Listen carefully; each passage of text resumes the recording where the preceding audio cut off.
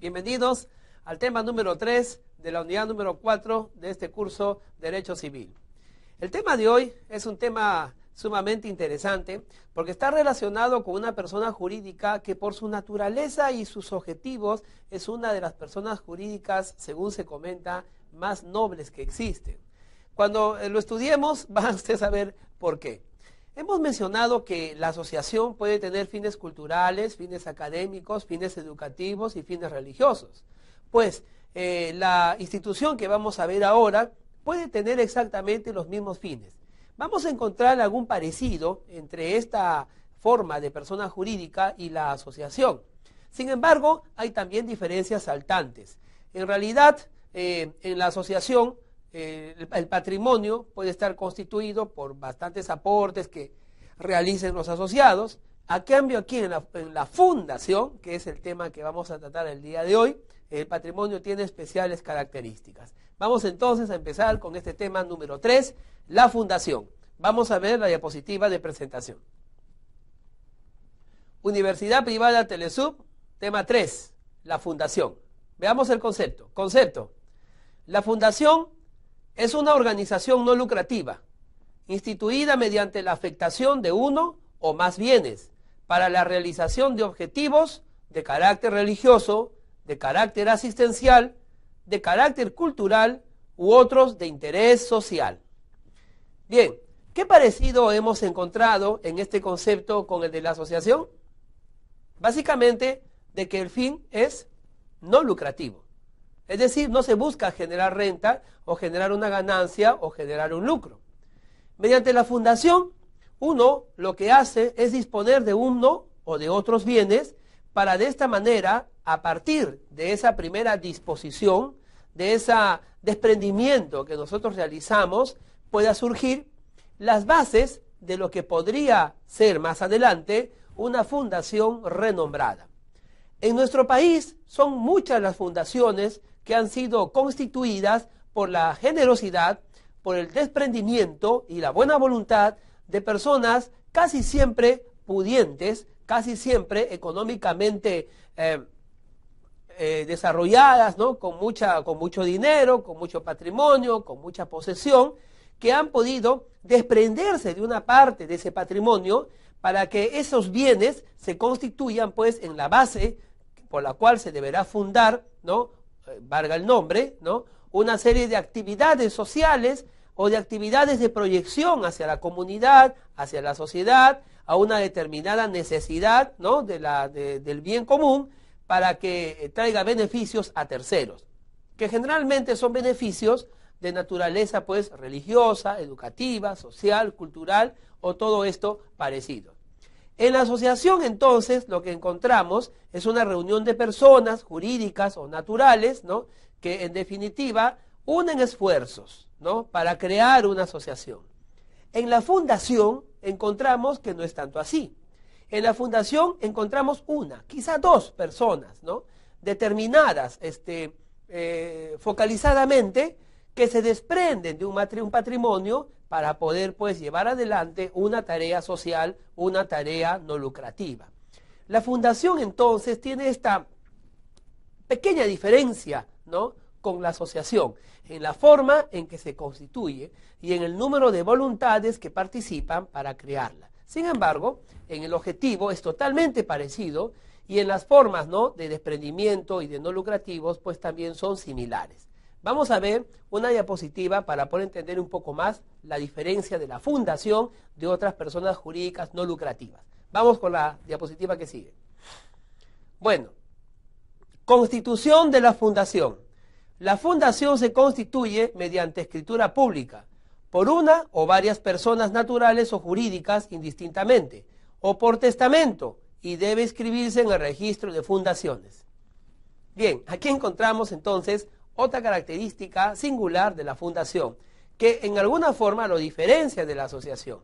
En tanto que la asociación se forma por voluntades expresadas en un acto inter vivos, la fundación puede crearse mediante una voluntad expresada, ¿no? En un testamento. Es decir, sus efectos pueden ser mortis causa, Sus efectos pueden ser después de la muerte de aquel que decide desprenderse de parte de su patrimonio. Toda persona, mientras vive, desarrolla una cantidad de patrimonio, ¿verdad?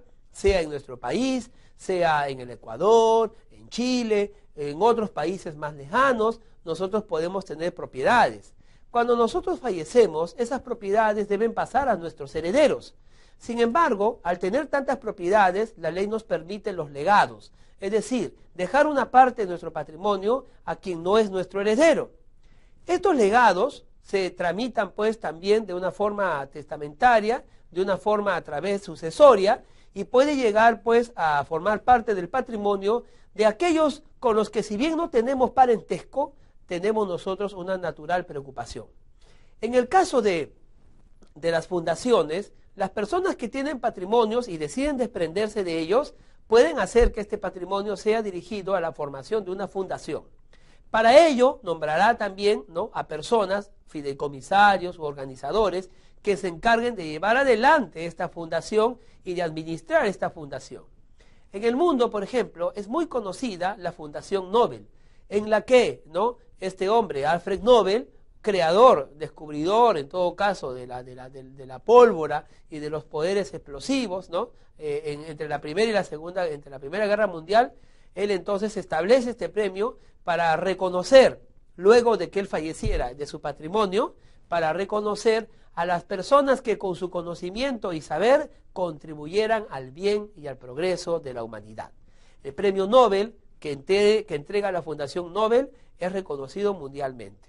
Aquí en nuestro país tenemos muchas fundaciones, como por ejemplo la Fundación Canevaro, la Fundación Pío Laja Valdés, la Fundación, etcétera, la Fundación Telefónica.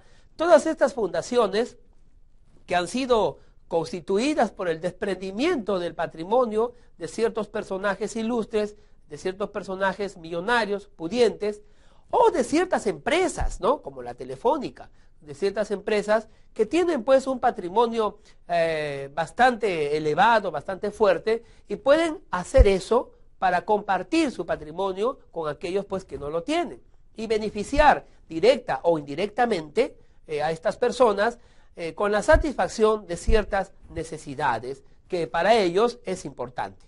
Entonces, la fundación puede originarse también mediante un acto testamentario. Vamos con una diapositiva más. Esta escritura pública debe expresar necesariamente su finalidad y el bien o bienes que se afectan. Decíamos que básicamente la fundación no solamente es una expresión de voluntad, sino que básicamente es el desprendimiento de un patrimonio para crear un procedimiento de acción social, una institución de beneficio y de procuración de ayuda social. Al momento de constituirse, sea por escritura pública o sea por escritura testamentaria, ¿no?, sea vivo o sea ya para después, que los efectos sean después que yo muera, tiene que expresarse claramente, ¿no?, en ese documento, primero, la finalidad de la fundación. ¿Cuál va a ser? Va a ser promover la cultura, promover la educación, promover cierta clase de alimentos, cierta clase de beneficios, servicios. Tiene que estar claro en el documento testamentario o escritura de constitución de la fundación. Y tiene que haber claramente señalado los bienes o bien que formarán parte de ese desprendimiento, de esa libre afectación. Eso tiene que estar necesariamente calculado allí y señalado allí para que no quepe duda y obviamente para que no se vulnere, ¿no?, el bien de los herederos, que ellos sí tendrán que tomar posesión de eso. Vamos con una diapositiva más. La administración. ¿Qué dice? Leamos juntos. Los administradores están obligados a presentar al Consejo de Supervigilancia de Fundaciones para su aprobación las cuentas y el balance de la fundación dentro de los 4 primeros meses del año. Bueno, cuando hablamos de fundación y patrimonio, y es más, cuando decimos que casi siempre, por lo regular, aquel que otorga una fundación o un patrimonio a una fundación luego fallece, tiene que nombrar administradores o fideicomisarios. Se sabe, por ejemplo, que la Fundación Canevaro fue una de las promotoras de la Pontificia Universidad Católica del Perú. Bueno, esta fundación, en todo caso, ¿no?, tenía parte en la universidad para promover la educación, la cultura, etc. Entonces, De aquí podemos concluir que es necesario que los administradores sean personas probas que puedan desarrollar, ¿no?, sin límites, sin límite alguno, el objetivo que ha tenido el promotor de esa fundación. Hice el ejemplo del Premio Nobel de la Paz y los premios Nobel en general. Obviamente, si Alfred Nobel estuviera con nosotros, estaría más que orgulloso de lo que su fundación logró en el mundo, ¿no?, a favor de la humanidad. La idea entonces es de que estos administradores estén de todas maneras supervisados. En el Perú, hasta hace algunos años, no había quien regule estas fundaciones. Sin embargo, hoy en día existe el Consejo de Supervigilancia de Fundaciones. Incluso hay algunos que han querido, ¿no?, promover la creación de una superintendencia de fundaciones. El Consejo Nacional de Vigilancia de Fundaciones cada año debe recibir de toda fundación un informe. ¿Para qué? Para que estas fundaciones demuestren que no están malversando los fondos que en algún momento se les otorgó y que también están cumpliendo con los objetivos para los cuales fueron creados. El Consejo Nacional, ¿no?, o de Supervigilancia de Fundaciones, entonces es encargado de supervisar y velar por esta realidad. Vamos a ver qué atribuciones tiene este consejo. Vemos allí la primera de ellas. Dice: indicar la denominación y domicilio de la fundación cuando no consten del acto constitutivo. Puede ocurrir que al momento de que un promotor de una fundación instituya la creación de esta, no tenga todavía el nombre, aunque sí tenga muy bien claro definido el objetivo, pero no tenga el nombre. El Consejo de Supervigilancia o de Vigilancia de las Fundaciones tiene las atribuciones de colocarle un nombre.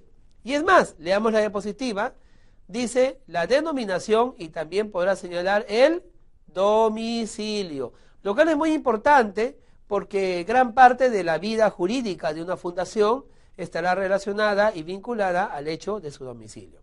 Vamos con la segunda. Dice allí: designar a los administradores cuando se hubiese omitido su nombramiento por el fundador o sustituirlos al cesar por cualquier causa en sus actividades. Miren qué poder tiene el Consejo de Supervigilancia. Puede nombrar a los administradores de la fundación, porque se va a respetar la voluntad tuya de crear la fundación, pero te olvidaste de nombrar administradores. Como la fundación existe, entonces el Consejo de Supervigilancia tendrá que elegir, ¿no?, hacer un casting de administradores y de entre todos ellos poder elegir uno o una que se haga cargo de esa fundación y que lleve adelante los objetivos para los cuales fue fue creada esa fundación. Es más, no solo puede nombrar los administradores si tú te has olvidado de hacerlo, sino que si tú nombraste uno que luego pues fallece, muere, renuncia, no acepta o bueno, es denunciado por malversación, etcétera, obviamente el Consejo puede cambiarlo y nombrar otro en su lugar. Tiene poder. Vamos a ver qué otras facultades tiene, porque estas no son todas. Vemos allí: determinar de oficio y con audiencia de los administradores o a propuestas de estos, tomando conocimiento de los planes, del correspondiente presupuesto anual de las fundaciones, y autorizar los actos de disposición y gravamen de los bienes que no sean objeto de las operaciones ordinarias. Fíjense, puede entonces el Consejo de Vigilancia de Fundaciones autorizar cuando una fundación quizá quiera vender un patrimonio grande, que significa una gran mensurabilidad, una gran cantidad de dinero. Entonces, de repente la fundación no tiene las atribuciones para vender. Es más, cuando una persona constituye una fundación, a veces coloca la prohibición de vender los bienes. Pero puede ocurrir que se dé determinadas circunstancias en las que es necesario vender ese bien. Digamos, vender una casa para comprar un edificio, vender un terrenito para comprar un gran solar, todo para el crecimiento de la fundación. Entonces, cuando se necesite estas autorizaciones, el Consejo de Vigilancia, previo trámite correspondiente, tendrá que autorizar estas disposiciones que ha de hacer la fundación, ¿no?, a favor de ella, ¿no?, a favor de ella. Bien, también puede tomar conocimiento de los planes y el presupuesto de cada fundación de manera anual y determinar muchos aspectos, ¿no?, de oficio o con presencia de los administradores que sean necesarios. Vamos entonces a ver las dos últimas atribuciones que tiene el Consejo de Vigilancia. Dice allí: promover la coordinación de las fundaciones de fines análogos cuando los bienes de éstas resulten insuficientes para el cumplimiento del fin fundacional. Y por último, vigilar que los bienes y rentas se empleen conforme a la finalidad propuesta. Bueno, puede ocurrir que cierta fundación no cuenta con mucho patrimonio, no cuenta con mucha infraestructura, no ha podido desarrollarse como ha pretendido para satisfacer una determinada necesidad. Entonces, el Consejo de Vigilancia, ¿no?, puede pues promover la coordinación de otras fundaciones que tengan fines parecidos a la que no puede cumplir y hacer pues que su patrimonio se una o que unan esfuerzos para poder llevar adelante el objetivo que ambos tienen y que es similar. La fundación que no tenga los recursos podrá poner los pocos recursos a disposición de aquella que sí lo tiene, ¿no? Y luego, obviamente, la fundación tendrá que vigilar que la que ha recibido, ¿no?, el donativo de esta fundación dadora cumpla con llevar a un feliz término todos estos temas de los fines y objetos de las fundaciones. Vamos con otra diapositiva. Puede disponer las auditorías necesarias, esto es muy importante, para evitar malversaciones de fondos, actos de corrupción, etc. Impugnar judicialmente los acuerdos de los administradores que sean contrarios a la ley o al acto constitutivo. El Consejo puede oponerse a los administradores. Quizás no estemos ante una fundación enclenque, débil o vulnerable. En realidad podemos estar ante una fundación poderosísima, que cuente con un patrimonio bastante fuerte y con propiedades bastante numerosas. Obviamente, un patrimonio así será una gran tentación para administradores que no estén comprometidos con los objetos de esa fundación. Y se puede perder la voluntad del que creó esa fundación en manos de personas egoístas que tan solo vean un negocio en vez de ver el objetivo espiritual, moral y de valores para el cual fue creado esa fundación. Si esto pasara, entonces el Consejo de Vigilancia puede intervenir y obviamente podrá pues impugnar judicialmente cualquier acto sospechoso que estos administradores pudieron realizar y que de primera intención perjudique a la fundación. Vamos a ver qué más puede hacer. Intervenir como parte en los juicios en que se impugne la validez del acto constitutivo de la fundación. Designar al liquidador o a los liquidadores de la fundación a falta de disposición en el acto constitutivo. Ampliación y modificación de los objetivos de la fundación. Todo esto es muy interesante, porque en realidad el Consejo de Vigilancia no solamente entonces es un ente contemplativo, sino por el contrario es un ente supervisor, es un ente que puede interventor en algunos casos, si se quiere usar esa palabra, ¿no?, y puede en todo caso defender siempre los objetivos del acto constitutivo de la fundación.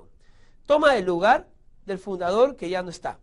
Toma el lugar de aquel que expresó su última voluntad para que parte de su patrimonio formara parte de un objetivo social, de un objetivo religioso, de un objetivo espiritual. Entonces, este Consejo de Vigilancia tiene un rol muy dinámico, tiene un rol muy activo dentro pues de estos elementos de la fundación. Puede incluso designar a un liquidador.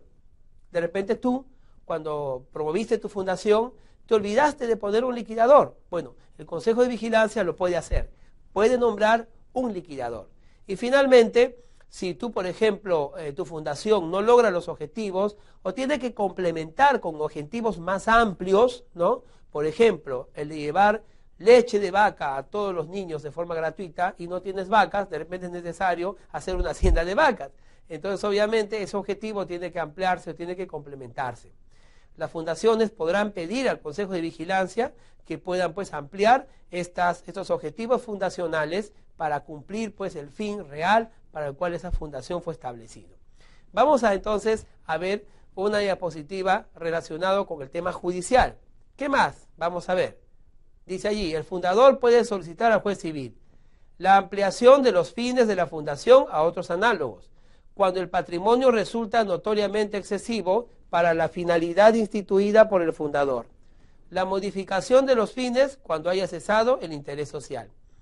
Bueno, puede ocurrir que el promotor de la fundación no haya muerto y que no sea necesario la intervención del Consejo de Vigilancia y Fundaciones. En ese caso, ¿quién es el que puede intervenir? El propio fundador. El propio fundador, pero como ya el propio fundador ya no es parte en un sentido de la fundación, ¿no? La fundación es una persona jurídica independiente a él, entonces es necesario que un tercero decida. Y ese tercero es el juez civil. Vamos con la última diapositiva. Dice allí, la disolución de la fundación cuya finalidad resulte de imposible cumplimiento. Ahí también puede hacer el promotor de la fundación. Podrá pedir la disolución. Y finalmente, aquí queda claro que la pretensión se tramita como proceso abreviado con citación de los fiscales del Ministerio Público, considerando como emplazados a los administradores de la fundación. Entonces, el propietario de la fundación puede hacer todo esto ante el juez y puede emplazar a los administradores que quizá él mismo ha nombrado, porque en realidad se dice, ¿no? Y se les reconoce esta personería y esta legitimidad para obrar y este legítimo interés del que promovió la fundación, porque se entiende que de primera intención él fue el que renunció a un patrimonio para crear esta persona jurídica que hoy en día ya vive aparte de él. Y obviamente él es el primer llamado moral y legalmente para defender los objetivos fundacionales de esta fundación. Una diapositiva más. Dice, ¿qué ocurre cuando una fundación entra en liquidación?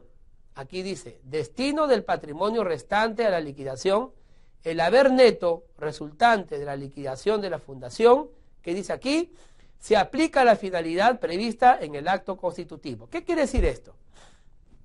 Obviamente, si nuestra fundación ya está liquidada y queda mucho dinero, queda autos, queda casas, queda aparatos electrónicos, ¿no? Entonces, ¿para quién va a ser eso si la fundación se liquidó? ¿Se remata? ¿Se vende?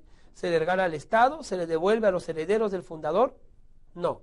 La ley dice que el Consejo de Vigilancia y Fundaciones, el Estado en todo caso, podrá coger todo esto y donárselo, entregárselo a una fundación similar, que tenga los mismos objetivos similares que tuvo aquella a la que estamos liquidando. La fundación entonces, a diferencia de la asociación, surge a partir del desprendimiento del patrimonio de una persona natural o de una persona jurídica. Responde a una, dos, ¿no? Y quizás más voluntades, pero en el cual hay un desprendimiento activo e inmediato para poder formar de ese patrimonio que yo dono, de ese patrimonio que yo cedo, el origen económico de la fundación y su mayor pues sostenibilidad. La fundación también tendrá pues su importancia en el hecho de que ella puede crearse a través de un testamento. Y eso es importante, porque la asociación no necesariamente, y en realidad no se funda nunca de esa manera, no se organiza de esa manera. La fundación sí puede ser organizado de esta manera, pero sí tendrá el gran parecido a una asociación en el hecho de que tiene un fin no lucrativo. Gracias entonces por acompañarme en estas reflexiones acerca de esta persona jurídica tan importante y tan noble establecida en el Código Civil como es la fundación. Te espero entonces con bastante entusiasmo para poder repasar el tema número 4 de la unidad 4, el último tema de este estudio del Código Civil. En nuestro país son muchas las fundaciones que han sido constituidas por la generosidad, por el desprendimiento y la buena voluntad de personas casi siempre pudientes, casi siempre económicamente desarrolladas, ¿no? con mucho dinero, con mucho patrimonio, con mucha posesión, que han podido desprenderse de una parte de ese patrimonio para que esos bienes se constituyan pues en la base por la cual se deberá fundar, ¿no? Valga el nombre, ¿no? Una serie de actividades sociales.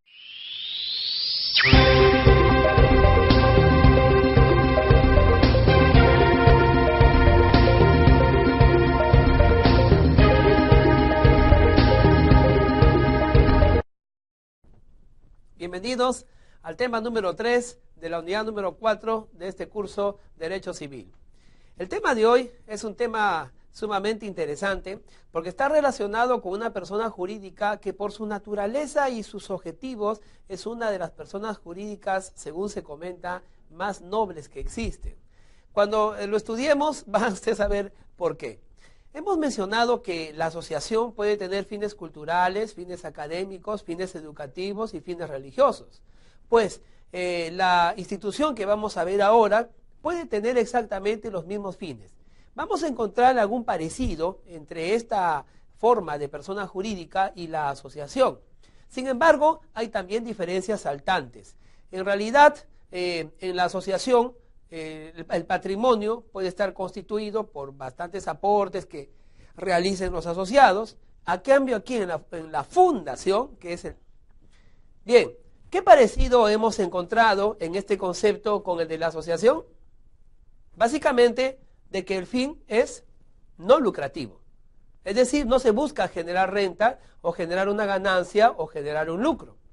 Mediante la fundación, uno lo que hace es disponer de uno o de otros bienes para de esta manera, a partir de esa primera disposición, de ese desprendimiento que nosotros realizamos, pueda surgir las bases de lo que podría ser más adelante una fundación renombrada. El tema que vamos a tratar el día de hoy, el patrimonio tiene especiales características. Vamos entonces a empezar con este tema número 3, la fundación. Vamos a ver la diapositiva de presentación. Universidad Privada Telesub, tema 3, la fundación. Veamos el concepto. Concepto. La fundación es una organización no lucrativa, instituida mediante la afectación de uno o más bienes para la realización de objetivos de carácter religioso, de carácter asistencial, de carácter cultural u otros de interés social.